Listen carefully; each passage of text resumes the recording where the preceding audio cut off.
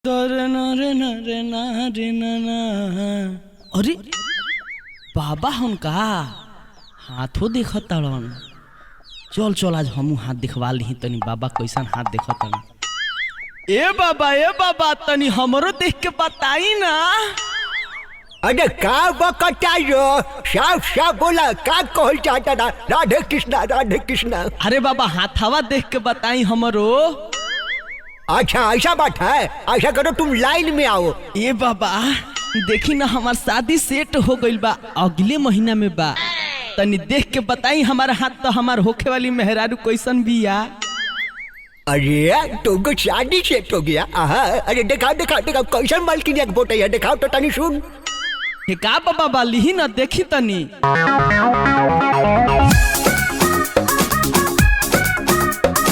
Music by गुलशन गुलाब।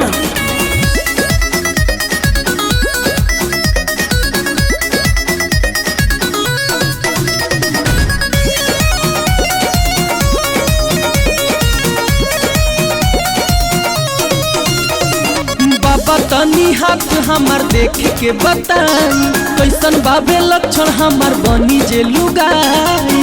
अरे बाबा बताई ना। ठीक से दिखाओ जजमान। बाबा तनी हाथ हमार देख के बताई कैसन बाबे लक्षण हमार बनी जे लुगाई।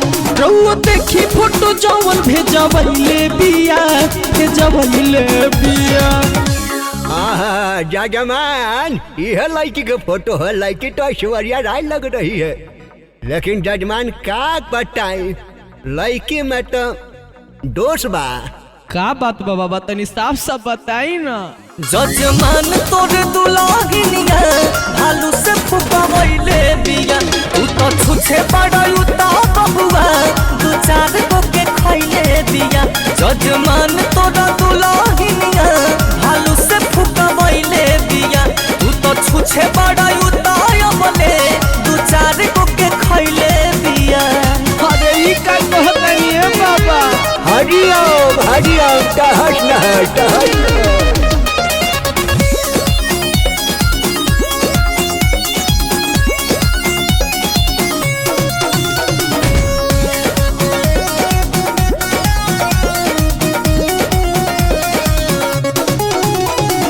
बाबा हो कुआरे में फुकवाइला से घाटा हो लगा। ए बचावा पिसैले बिना गेहूं कब आटा हो लगा। ए बाबा ई भलिया मुंह सटा के फुके लगा। ए बाबा हो कुआरे में फुकवाइला से घाटा हो लगा।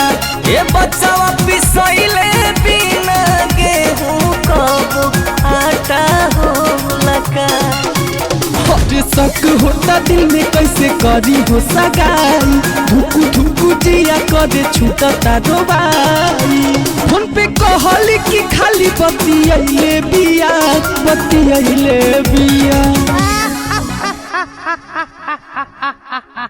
सावधान बच्चा, अखंड प्रलय आने वाला है। जजमान तोहर दुलाहिनिया भालू से फुकावैले बिया। तू तो छुछे बड़ा उता बबुआ दू चार गो के खैले बिया। जजमान तोर दुलाहिनिया भालू से फुकावैले बिया। तू तो छुछे बड़ा उता अबले दू चार गो के खैले बिया। ओ मंगल भवन मंगल हारी, ससुरा के मोच पतो ही कबारी स्वाहा। देखी है भसुरा भागी है दुआरी, ससुरा के खुल जाए बंद पड़ल सारी स्वाहा।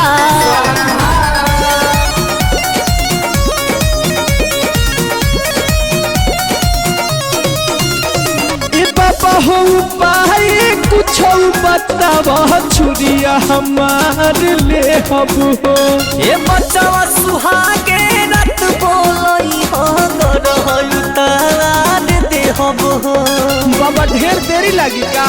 जजमान समय के पता थोड़े चलता है।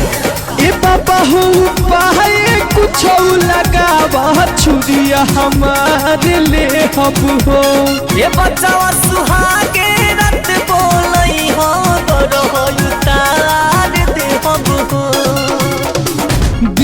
प्रियांशु लिखे जोड़ी जोड़ी गीत हो, गुलशन गुलाब चेला बनल अंकित हो।